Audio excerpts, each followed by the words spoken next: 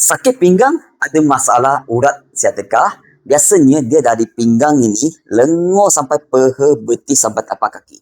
Selalu customer kita dia mengadu, dia kalau sakit pinggang, kaki dia mesti kebas. Dan selalu dia buat ini macam sebab kaki dia kebas.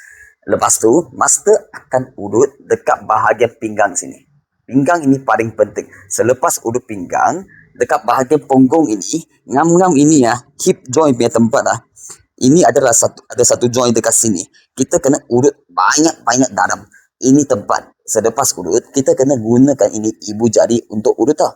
Selepas urut, lepas tu punggung sini saya pun akan urut. Peha sini pun akan urut.